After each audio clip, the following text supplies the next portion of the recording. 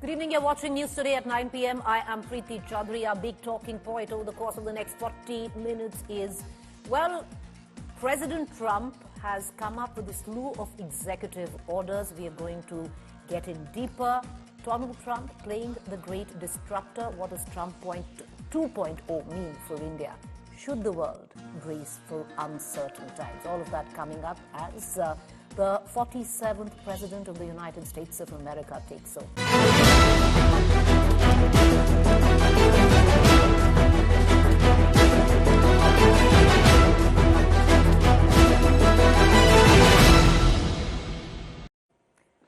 Boy, Donald Trump is back with a bang. Hours after he took oath as the 47th U.S. President, he wasted absolutely no time signing a slew of executive orders dismantling policies that were put in place by his predecessor, Joe Biden, and withdrawing from global accords. The disruption has already begun.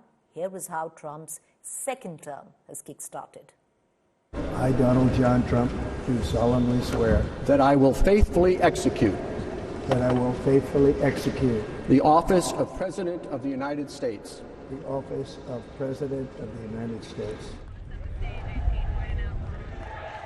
The big disruptor is here.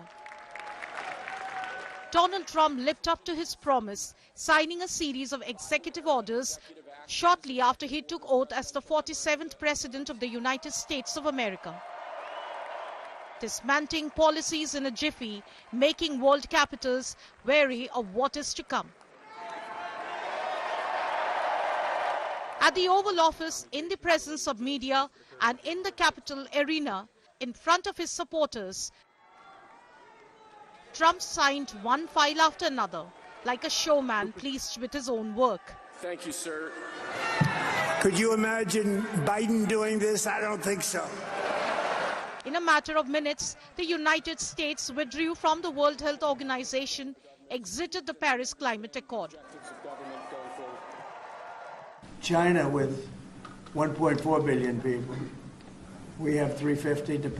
Nobody knows what we have because so many people came in illegally. But let's say we have 325.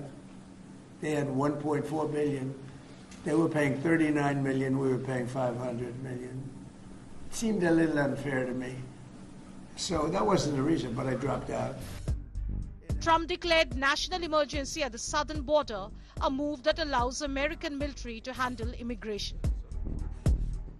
He signed an order ending citizenship by birth for children of illegal immigrants and those in the country on visas. We're the only country in the world that does this with birthright, as you know. And it's just absolutely ridiculous. But, we'll see. We think we have very good grounds. People have wanted to do this for decades. President McKinley. Trump gave pardon to Capitol Hill rioters who tried to undo the election verdict against him in 2021. He was a natural businessman.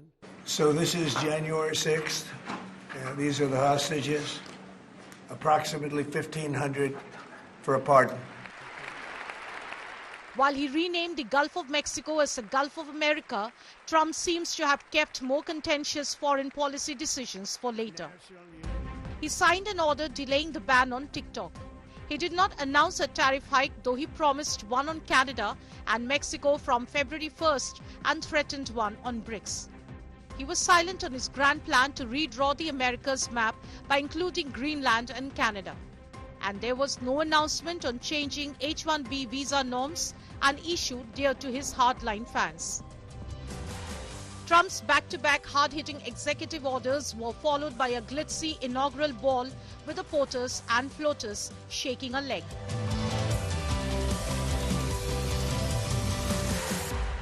And using a military sword to cut a presidential-themed cake. Trump's rallying cry for his second term is golden age for America. Many of his decisions are bound to be challenged in courts. Many of them will need funding. But Trump in his second term is in no mood to relent. The disruption has only started. With Gaurav Sawant in Washington, D.C., Bureau Report, India Today. All right, so the big questions that we raised this evening: what does Trump 2.0 mean for the world? And importantly, what does Trump 2.0 mean for India? Do America's allies need to watch out, and will Trump give Russia a long rope? How will China tackle Trump? Trump seemingly kind on China, at least till now. Should the world brace for uncertain times? Let's take all these questions to our panelists this evening. I have with us Dhruva Jaishankar, Director, ORF America; Jayant Krishna, Senior Fellow, CSIS; Andrew K.P. Lung, China strategist and analyst; K.C. Singh, former Secretary MEA; Irfan Nuruddin, Professor, Georgetown University; and my colleague Geeta Mohan, Foreign Affairs Editor, who's in the studio with me. Geeta, let's begin with you. You know, before we go macro, let's go micro. What does Trump 2.0 mean for India, and the slew of executive orders that he signed? What have been the most noteworthy that India needs to be concerned about? Well, in terms of challenges, I suppose some of the very important ones that India would be looking at, while there isn't an order specifically so, but yeah, trade and tariffs are going to be of an area of concern and challenge for India, although Trump and Modi got along very well in Trump's first term. But there were challenges back then as well, Preeti, that had to do with trade and tariff. And the most important one would be about deportations and citizenship, visa policies for sure. But we're looking at about 750,000 illegal Indian immigrants there. And if they're identified, it's the third largest number of people from a particular country, apart from Mexico and El Salvador. So that certainly is going to be of grave concern to India, because it will have political impact domestically should they be returned. And at least with what we're looking at, the deportations will begin as soon as possible. As soon as the systems are in place, the government and the machinery is in place. And the figure that we have is about 7.5 lakh unaccounted in terms of, Indian Americans. Yes. Which are in the United States of America. All right, Geeta, allow me to bring in our guest right now.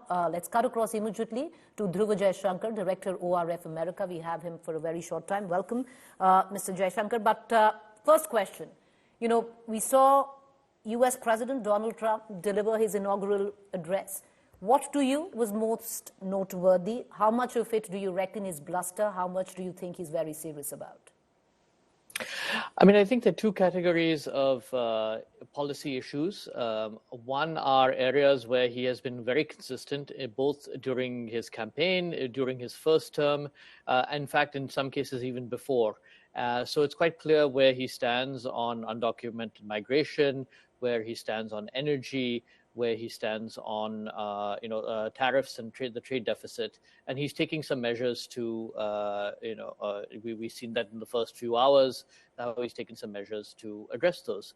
On some other issues, obviously there are internal debates and deliberations that are underway. In some cases, different factions, different sets of advisors have different views on this, and so I think it still remains to be seen where he will come out on China, where he will come out on Russia, where he will come out on some of the specifics related to the economy and supply chains, and on legal migration. So I think these are some areas where he hasn't taken immediate decisive steps, but in other areas he has. So I think that was quite clear, and he mentioned many of the same themes in his inaugural speech. I would say the one idea that I would highlight from his inaugural address is he says he wants to keep his legacy as that one, of someone who is a peacemaker and someone who finds solutions to international problems. That was what was implied. Now, how he goes about that remains to be seen. The one example he gave was Israel and Palestine and the release of hostages by Hamas.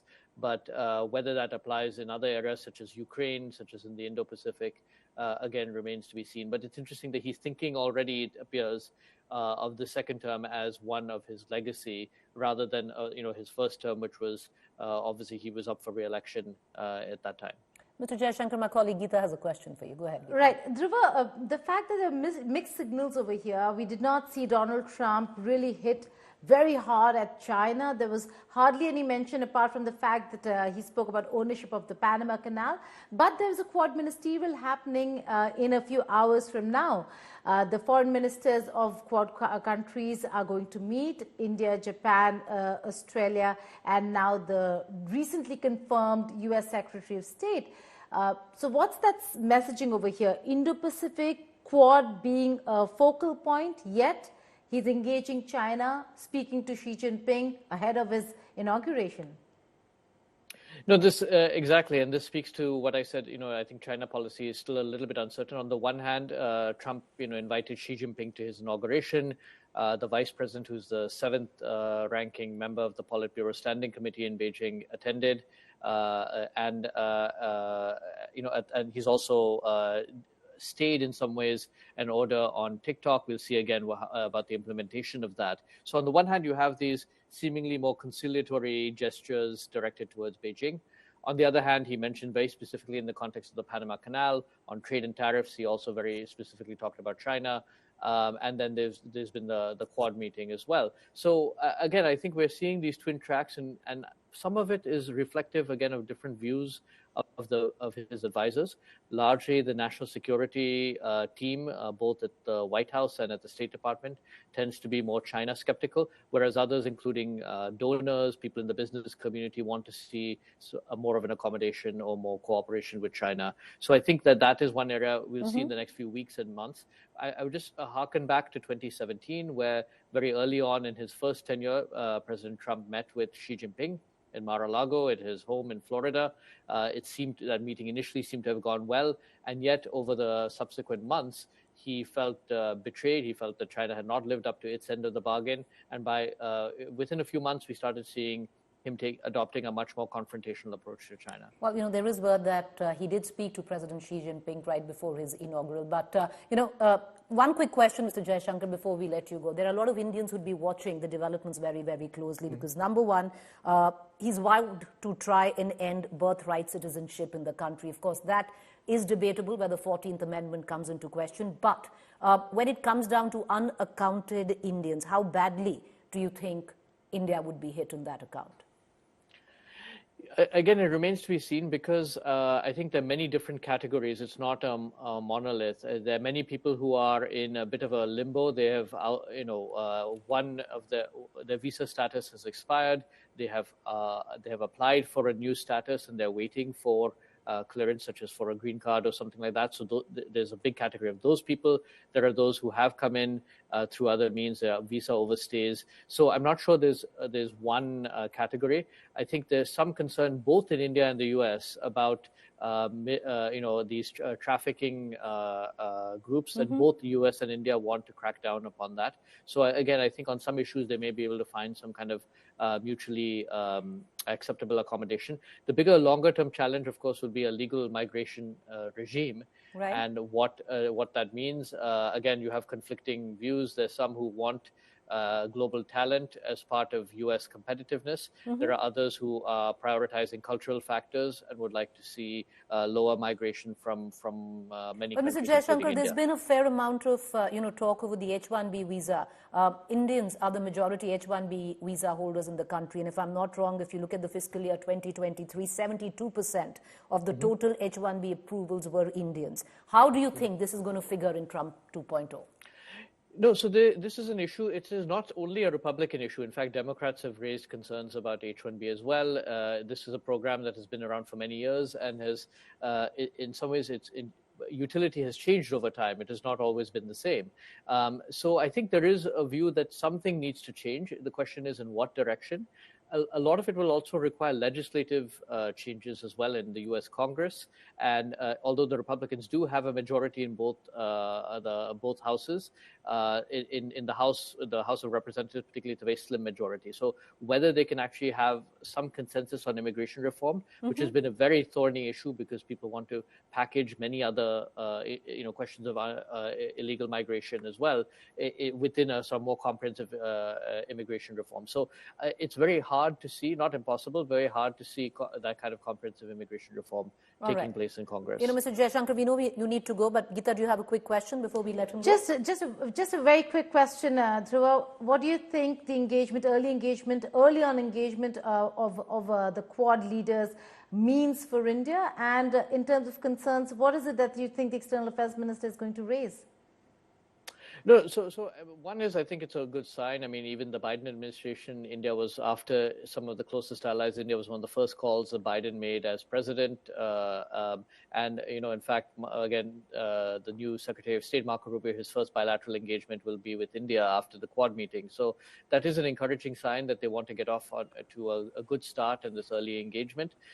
That doesn't mean there won't be challenges. I think, again, I would anticipate some very hard negotiations in the coming few months, weeks and months on immigration issues, on the trade deficit and on tariffs, amongst other areas. But again, broadly, a more cooperative partnership in many other areas, supply chain security, maritime security, a whole number of other areas where they have some mutual interests. So again, broadly positive that this is such an early engagement at a high level. But that doesn't mean that there won't be some very difficult negotiations. All right, Dhruva Jaishankar, appreciate you joining us. Thank you there. Appreciate the patience of our other guests. Let's cut across to our other guests right now. I have Jayant Krishna, Senior Fellow, CSIS. And, Mr. Krishna, if you look at it, a slew of executive orders on day one, right from immigration, energy, gender, diversity, pardons, tariffs, climates. What is the message that you think that President Donald Trump in his second term is trying to send? Is it also somewhere down the line an indication of a new era where it comes down to U.S. administration? So one thing is very clear, he means business. He's wasting no time. A lot of announcements happened as a part of his inaugural speech itself yesterday. And now, through a slew of executive orders, I think he means business, that's for sure. But, what intrigues me the most is what he said that, instead of taxing U.S. citizens to enrich other countries, he would tariff and tax other countries to enrich U.S. nationals, So this is so my concern is, in a day and age when global leaders need to behave more multilaterally, I think his entire focus on America first and a unilateral kind of a behavior is something which we need to be concerned about. And especially if you look at India, I think our trade relations are very important. U.S. is the biggest trade partner for India. And for the U.S., India is the 7th largest trade partner. And among major countries, U.S. is the only country where there is a trade surplus. India has a trade surplus in its favor, which means India exports more to the U.S. than what it imports from the U.S. So any fiddling with the tariff could be disastrous. Even in his last term, he had fiddled with a few categories, tariff in a few categories like iron and steel and some other products where our concerns. India did suffer.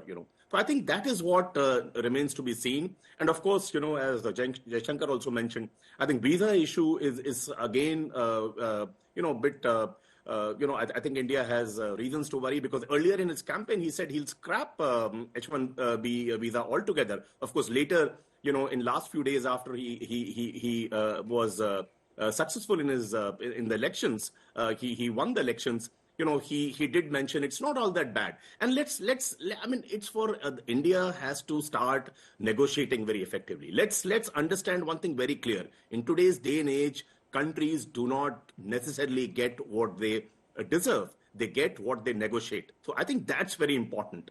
US doesn't do any favor to India by, giving, a large number of H-1B visas, As a matter of fact, Indians, the doctors, the space scientists, the IT, software experts, other scientists, they go there and they meet the skills deficit that US suffers from. And the people from India largely, they make their economy globally competitive, their businesses, their industry globally competitive. I think that messaging has to happen right from day one.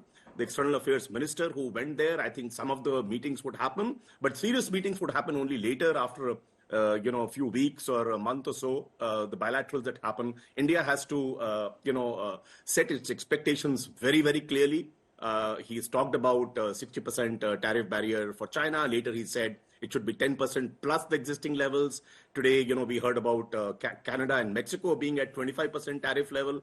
So I think India has not touched so far. But I think it's very, very important it being the largest trade partner for we're going to circle back, Geeta, right to where Indian concerns are. But just, getting in our other guests, we have Andrew K.P. Luing from China, strategist and analyst.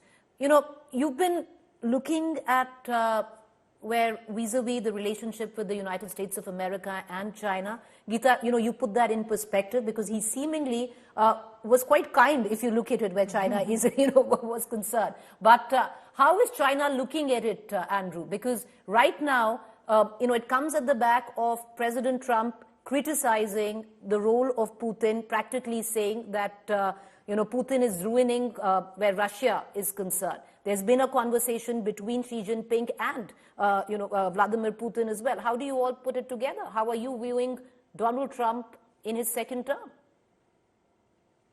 Well, of course, the two leaders have met before and spoken to each other a number of times. And this time around, China is much more prepared compared with President Trump's first term. Prepared not only in the sense of doing some immediate preparations, but over the past 4 years during the Biden administration, China has already prepared itself for these kind of traumatic changes with a possible Trump term in terms of growing its own technological self-reliance and also building relationships with the global South. In other words, extending China's international and multilateral links, particularly also through the Belt and Road Initiative, through Central Asia and Latin America and all over the world.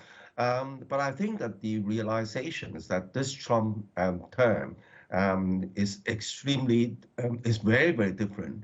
There is no doubt that Trump is pulling out from any kind of international institutions, and everything must be American first. Gone are the days when we saw, we cherish the American magnanimity, generosity, and also broad-mindedness. That's all gone. There's all now focus on Americans' self-interest. Now that, of course, opens up opportunity for China to play a balancer by upholding the international institutions, by doing more for climate change, for example, whereas Trump is now focusing on fossil fuels, and China is now the world's largest renewable energy supplier. So I think that China is now looking at it both ways. On the one hand, prepare for kind of traumatic kind of tariffs, but on the other hand, growing its connections. But China somewhere down the line has also made it very clear that they're disappointed that the US is withdrawing from the WHO and the Paris Climate Accord. Well, as I said, I mean, it doesn't mean that Trump is going to be kind to China. Of course, he's going to exact the last ounce of worth from this relationship. And he already threatened to impose something like 60% tariffs, even though now this is not yet introduced, because he's now reviewing the kind of trade relations with China and the rest of the world before deciding what to do. And particularly, I think that there's every chance that he's going to visit China and meet President Xi first before deciding what to do. But of course, both sides are quite realistic about this relationship.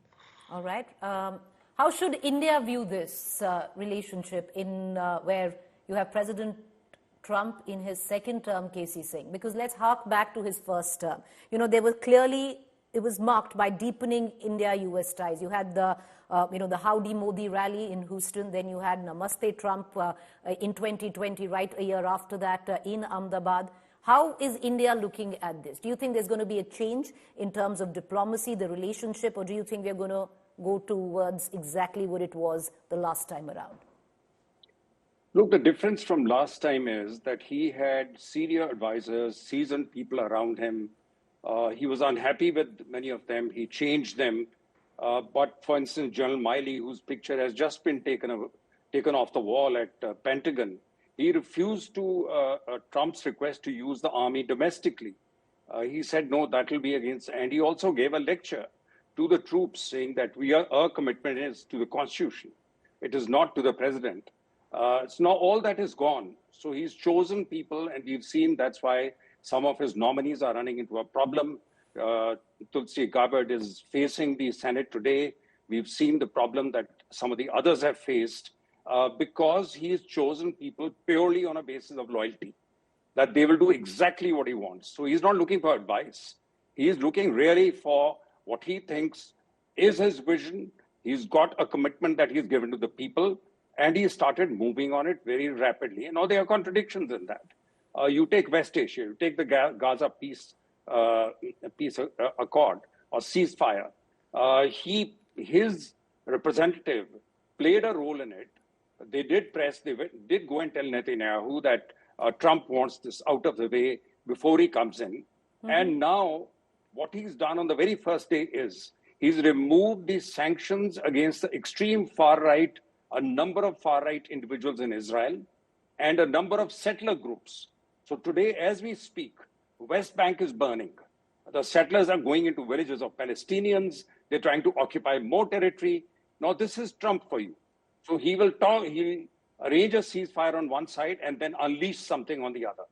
Also on the ceasefire, when he was asked, he took credit for it and they said, hope this war will end. He said, I don't know. This is not our war. Now, there is this contradiction in Trump. There is an element where he'll take credit for something, and there's an element where he'll let it go. So essentially, that thing will carry on. So what does any country want? What does India want? For the last 20 years, we've stabilized relations with US. Every US president, every Indian government has moved it on one premise, that India was critical to US approach to the rest of the world, especially to balancing China. Trade, commerce, etc. was important. Mm-hmm. So India was a growing power, and that is the stability that India was looking for. Peace in West Asia, balancing of China through Quad and other measures, as well as trade, technology transfers to India. How much of that can you count on with Trump? You don't know, because there is this kind of contradictions in his behavior. All right. I want to bring in Geeta back into this conversation, because Geeta, taking off from what Mr. K.C. Singh said, in his first round, and especially where India's relationship with Trump in his first going as, the president of America, there was a mutual commitment to stronger ties. Most of it came from a strategic alliance to counter China's influence in this region. That seems to be also turning, because India is also second guessing what will be America's stand where China is concerned. Yeah, absolutely, Preeti. Like we said, there are mixed signals when it comes to China. What Trump is going to do vis-a-vis China is something we'll have to wait and see. But yes, look at the decisions and the announcements. One of the biggest announcements that you were talking about one of the biggest announcements was him threatening BRICS. Mm-hmm. Now, BRICS is a forum that has Russia, India, China, apart from the 7 other countries, but Russia, India, China are critical to BRICS, and in that, the messaging that you're de-dollarizing. If you start using your own currency, you will have hell to pay. There are consequences. That's a direct threat, and that's a question we'd like to pose to K.C. Singh, maybe, as to how will India navigate this space of a direct threat to BRICS by Trump? Well, that's only one part. For instance, I think the most threatening was when he said, he sent a message to Xi saying, the two of us can solve all the world's problems. Now, that was the ultimate Indian dread, that you don't want a new bipolarity between US and China, because then you don't figure in that. Then it's not a multipolar world. It's a new kind of bipolarity. So similarly with Trump, we'll have to be prepared. On many things, he will walk along with you. In many things, he may confront you, as that we haven't come to tariffs and trade, because our trade with the US is imbalanced. And in Trump's limited understanding of trade, anything where there is imbalance, he will try balancing it. He doesn't realize that if he raises the tariffs, the American consumer is hit. There's no way that money goes to the American consumer. The American consumer pays more. But he has a very elementary sense of economy. But some things will happen. If US increases the production of oil and gas and starts exporting more, the global price of oil may come down. He may hurt Russia thus. But India is quite happy if the global price of oil comes down. So Trump comes as a very mixed bag. And I think we have to have a new kind of diplomacy where you be prepared on every front to utilize the opportunities and contain the damage. You know, I want to bring in at the back of the conversation that Geeta and K.C. Singh was having, Irfan Nuruddin into this. Irfan Nuruddin, a lot of how India deals with Trump, you know, how far away are we from the kind of bonhomie we shared with him in his first term, will depend on how Donald Trump tackles China. Do the allies of America need to be a tad bit wary? Do they need to watch out? Oh, completely, right? I mean, Trump doesn't care for allies. I mean, Ambassador Singh is so diplomatic. I don't have to be diplomatic. Mr. Trump is a narcissist, xenophobe. He doesn't like foreigners. He's a racist, in my opinion, and his voting base that he takes more seriously share that. I mean, so really, you asked earlier, what kind of America is he building? He's building an America for white men and for white people more generally, and everyone else is incidental. So I think what we make the mistake of is trying to impute rationality and a grand strategy to somebody who basically doesn't think in those terms. He thinks about what's good for him. So Mr. Trump is looking for victories. He's looking for anything that makes him look good and everything else. There are no moral principles guiding the foreign policy of Trump 1.0, and there are definitely not going to be any moral principles guiding Trump 2.0. There is no grand strategy here. This is all about Mr. Trump. So where China is concerned, Trump knows that picking a fight with a country that is growing rapidly and where he might lose is not in his interest. Striking deals with them, the TikTok extension is already one indicator of that, but striking deals with them that he gets to portray as being victories is really what's at stake over here. So his allies are completely expendable. I think across Europe, after November 5th, there was a moment of dread. There's a real sense that, okay, everything has to change. Lots of what NATO has done is building itself to be resilient against possible American pullout. The climate accords that have been negotiated carefully and for which India is a major beneficiary, right? The global south is the single biggest victim of climate change. We require the advanced industrial countries, the global north, to take on their responsibility for the emissions that they have issued over the last 200 years. Trump just pulled out of that accord. That is not good for anybody in the world, but it's definitely not good for the poorer countries and poorer people of the world. Pulling out of the World Health Organization hurts only poor countries. It doesn't maybe hurt the United States, except in a broad sense. So across the board, this ripping up, what you call the great disruptor of global multilateralism, is American isolationism, but it's more importantly, it's about Trump aggrandizement. It's about making him sound like he's the one breaking free. So on your Chiron, you mentioned that he mentioned that today is Liberation Day. What exactly is he liberating America from? And that kind of rhetoric in which he poses as the savior for Americans against some beleaguered invasion force means that no one else other than he can be the savior. Allies don't play a role in that regard. And in fact, allies that stand up and advocate on their behalf, including countries like India, are going to find themselves in short shrift. He requires people to bend their knee, kiss the ring, follow along with him.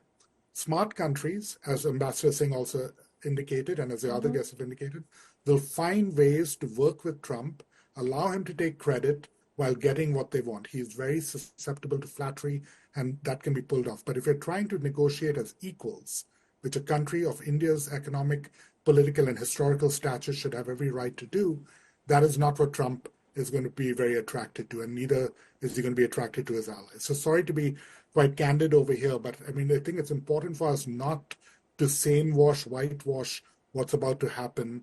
What we're going to see is a very domestically focused retribution agenda, a very racist agenda of anti-immigration rhetoric that is rampant. Indian and Indian Americans are going to be caught up in that. I think the H-1B visa issue is one that is going to just work out badly for India in the short and medium run. There is no win-win for Trump in that regard.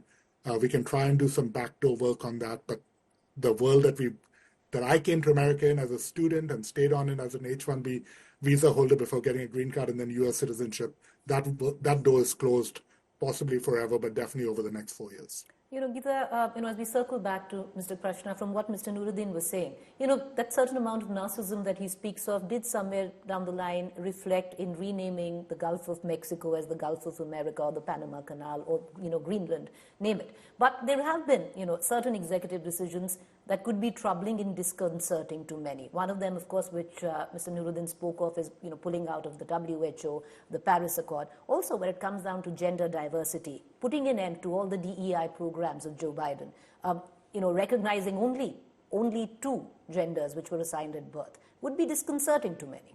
Disconcerting, it is going to really disturb and really create chaos within countries. So, now we're, instead of broad basing, we're going right into America and seeing, Preeti, what these decisions could mean for America. There are already protests that are taking place out there.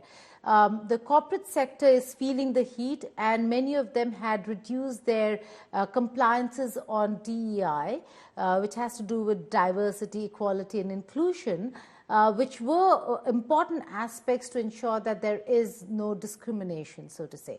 And to do away with that would mean a whole lot of problems for maybe those in the corporate sector who would now not be able to go and challenge decisions that are taken. Many say that, the DEI policies were being taken advantage of, but over here that's not the case. The more important part is the LGBTQI++ community that is affected by this specific policy of Donald Trump, where he very specifically has created 2 binaries, a male gender and a female gender, de-recognizing transgender community. That certainly is going to be disturbing. It is going to, we've already seen a lot of people, Preeti, who are saying they're going to leave once the election results were announced, who are going to leave America. There are problems that Elon Musk has had with his own child. And in his own government and establishment, I suppose there'd be one man who'd be really smiling at that decision, and that would be Elon Musk. True. So a lot of problems for domestic. There's going to be a fair amount of domestic backlash to that as well. There already is. There already is, and we must understand that. Let's circle back, Geeta, and bring in Jayant Krishna back into this conversation, because while we are talking about issues that could be deeply troubling, Mr. Krishna, on the other front, pulling out of the WHO, clearly somewhere down the line, this also marks a dramatic shift in the U.S. global health policy. Yeah, absolutely. And the reasons he has given for pullout from WHO are twofold. I mean, one, he says that the US pays disproportionately higher amount to WHO vis-a-vis China. And secondly, he's blaming them for whatever wrong happened, for COVID, during the pandemic, I think it's very unfortunate. I think, a lot of, not that the UN bodies, including WHO, doesn't need any reforms. It does need a lot of reforms, but it doesn't mean that you pull out and stop funding it. I think that's not correct. And the other thing, what he's done is in a day and age where there's so much of concern about global warming, about the climate changes, pulling out of the Paris Accord is again taking the world back by several years. And I think Paris Accord was one, where on climate issues, it was very, very, very balanced, about the responsibilities of the global north versus, the benefits accruing to the global south. I think that's very unfortunate that he has pulled out what he did in his last term also. It's very unfortunate. I would think yesterday when he started, I had a ray of hope when he said that I would like my legacy to be known as a apostle or a messenger of peace, and he talked about Martin Luther King's dream to become a reality and so on and so forth. But I think today's executive orders, though largely on predictable lines, it definitely didn't, do any good to his, the imagery that he was trying to project for himself as how he would like to be remembered as after his 4-year term. He's always been, Geeta, very critical of the UN Health Agency. You want to make a point? Can I just add the underlying factor over here for everything that Trump has said has been this, that America has been taken advantage of, and they will no longer be taken advantage of. And that's the reason why you see him pull out of WHO, paying more. Paris Agreement, where he thinks developing countries will take advantage and the developed, which is US, will suffer at the cost of developing countries developing. and NATO. We're not discussing it, but that will be a part of the conversation very soon. NATO, he is going to pull out all the aid that goes into Ukraine. So there will be concessions that would have to be made. Russia will keep some territory. Ukraine will have to give in to negotiate peace. Mr. Lung, do you think, he is playing to the domestic audience, to his domestic gallery, keeping in mind the kind of mandate that he got? But will, with what we're discussing, pulling out of WHO, NATO, isolate Washington when it comes down to, on an international sphere, which could be advantageous to China?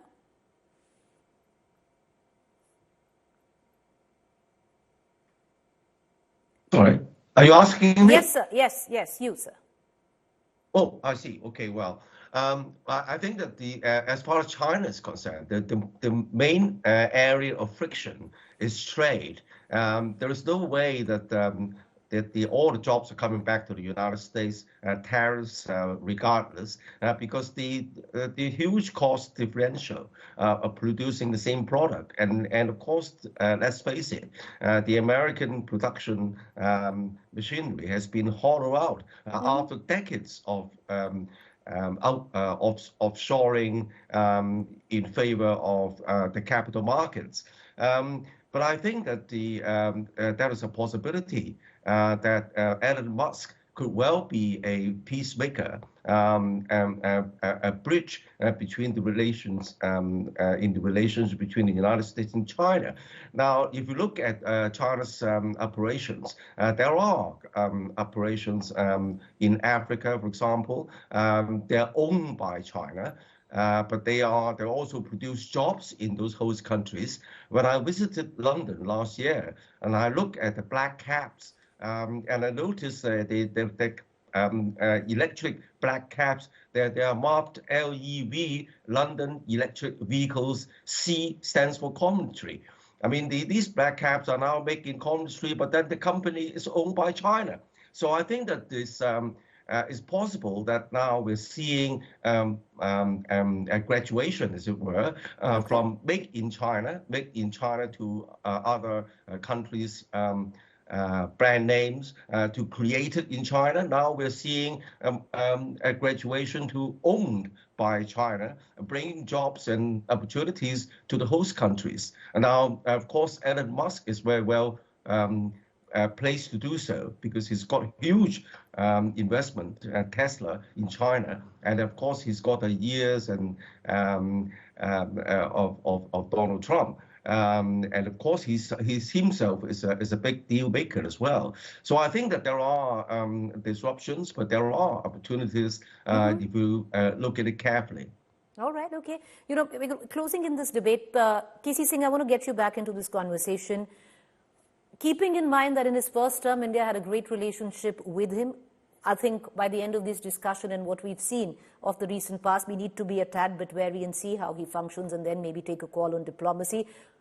Technically speaking, KC Singh, are we now, not just India, but the world, looking at fairly uncertain times? Absolutely. Zelensky was speaking at the Davos summit today, and he told the European leaders, America is not interested in us, and let's stop waiting for America. So we have to have self-help. I think Europeans are already going down that path. And more dangerous than that is that Trump seems to have no respect for a rule of law internationally. If he's going to forcibly occupy Greenland or Panama, how's he going to stop China from occupying Taiwan or for Russia from occupying Ukraine? There are huge conflicts in these positions. And I think he doesn't understand it. Whatever occurs to him, he just says that. He's talking about McKinley, who was the president at the turn of the last century, who occupied Puerto Rico and a few other places. Now, he can't be McKinley. This is not the colonial times. So I think Trump he's got multiple things in his head. They are not coordinated into a grand policy or a grand strategy. What Biden had done over the last 4 years, despite the distraction of the COVID epidemic, which Trump left him, he managed to handle that. And then he was distracted by Gaza and by Ukraine. But he still strengthened America's links with its allies. It knew you cannot balance China by yourself. You have to have. Now you take a simple thing like if America take the UN, a UN budget now, the Chinese are giving as much to UN as the US did. WHO, Americans are just giving $1.5 billion. That's peanuts for China. Even India can give that. Chinese are giving $500 million. They'll up it. They'll go up to $2 billion. So which means you're vacating space multilaterally, which will be taken up by China. And India should also be thinking like that. That here the Indian and the Chinese interests coincide. We want a rule of law globally. We want open trade. And we want multilateralism.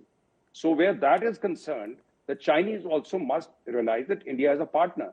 Maybe they're beginning to realize it. And that's why they've done the last bit of border settlement in Ladakh, which had been pending for the last 2-3 years. They realize that by themselves they can't. And that there is uncertainty which Trump will bring into the world. And the Chinese may be well preparing for it. And so should we. I'm going to bring in Irfan Nuruddin for a final comment. But Geeta, do you see now at the back of it a certain international diplomatic realignment? Absolutely. Not just realignment, a lot of countries would be looking at how they're going to engage America and how they're going to balance the ties with their other allies who Trump might consider America's adversaries. And India is precariously positioned. Yeah, but precariously positioned really there where it has American adversaries as its allies and partners, and yet you have to engage an ally, friend, partner, America as well. So. Uncertain times, Irfan Nuruddin, because even though Donald Trump wants to come out as a man of peace, the Gaza ceasefire, he wants the Russia crisis to end, he wants Vladimir Putin to sign a deal saying he's destroying Russia by not doing so. How do you think things are going to pan out? We're going to see a lot. I mean, the main thing from India's perspective is to remember that there's always with Trump a lot of noise, a lot of bluster. And you have to keep your eyes on the prize. What do we want out of the relationship? What will be beneficial to India, not just in the short run, but in the long run?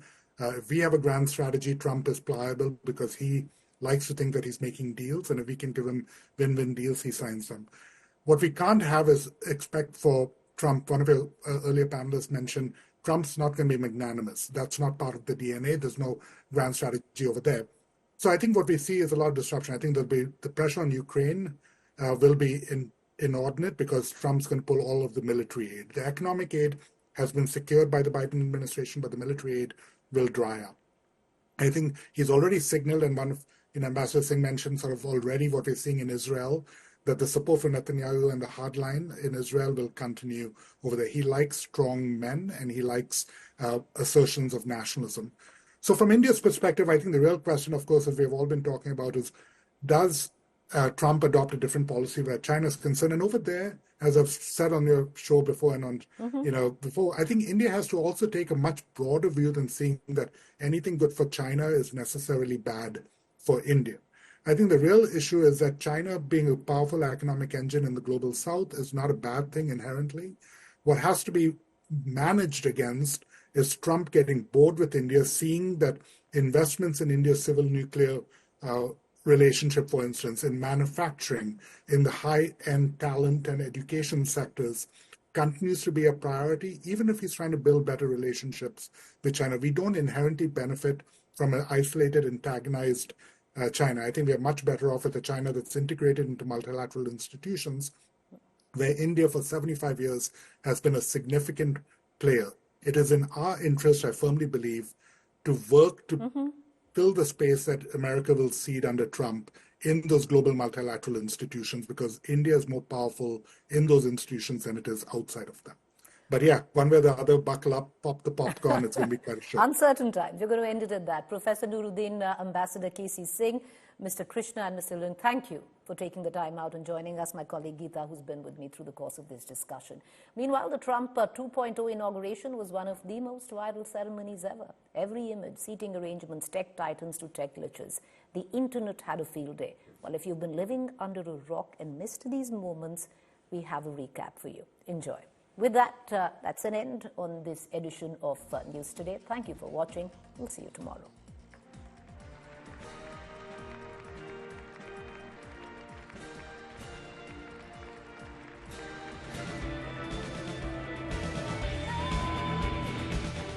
The internet is complete in pieces and couldn't have asked for a better inauguration for an incoming US president.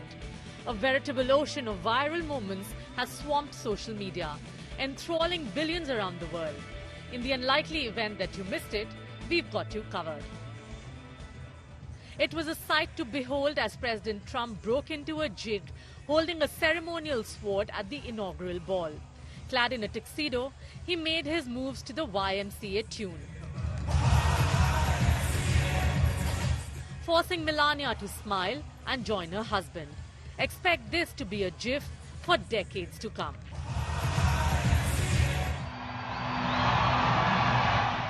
Then there was Elon Musk, making waves yet again. During the inaugural rally, cameras caught what appeared to be a Nazi salute. Musk later claimed it was a misunderstood gesture meant to mimic an exaggerated wave. But the internet was less forgiving. Memes and debates exploded across every platform, but then it's Musk. He lives for this stuff. Another buzzworthy moment that's already become an instant meme came courtesy of Melania Trump. As the president leaned in for a kiss following his oath in the Capitol, her wide-brimmed Eric Javits hat proved to be an unintentional barrier. The near miss sparked laughter and a trending hashtag, #hatblocked. Meanwhile, Usha Vance turned heads, not just with her adoring smile at husband JD, but for their daughter Mirabelle, rocking fingers in band-aids. The toddler healing America with some disruptive finger fashion. The other two Vance kids clearly wanted a piece of the viral action with these antics, playing tabla on their parents' heads. While one slouched across the front of the desk, the candid moment brought smiles to an otherwise buttoned-up evening. And who could forget Bernie Sanders? The Vermont senator's signature grumpy-seated demeanor at the inauguration went viral yet again, solidifying his status as the internet's favorite curmudgeon. Fans dubbed it Grumpgate 2.0. In another viral twist, Lauren Sanchez's daring outfit turned heads for all the wrong reasons. Her peekaboo bra moment caught the attention of none other than Mark Zuckerberg, whose sidelong glance was captured and dissected by millions online. Jokes about this frame being a metaphor for Facebook's privacy habits have exploded across the internet. Speaking of Zuckerberg, the pantheon of tech titans made a rare public appearance together, sitting side by side. Elon Musk, Sundar Pichai, Jeff Bezos and Zuckerberg looked more like they were at a tech summit than a political event. Conspicuous by their absence were Microsoft's biggies Bill Gates and Satya Nadella. And finally, Carrie Underwood turned a technical glitch into a showstopper when the Capitol sound system failed.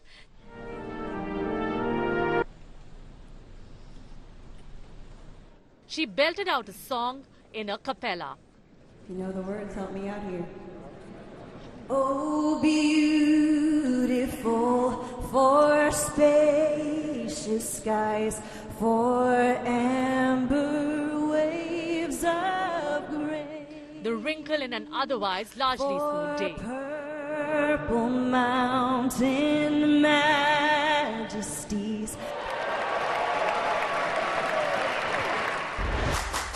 From sword dances to sound system snafus, this inauguration will be remembered as a blend of tradition, controversy and humanity. And whether you loved it or loathed it, it's safe to say we won't see another one quite like it anytime soon. Bureau Report, India Today.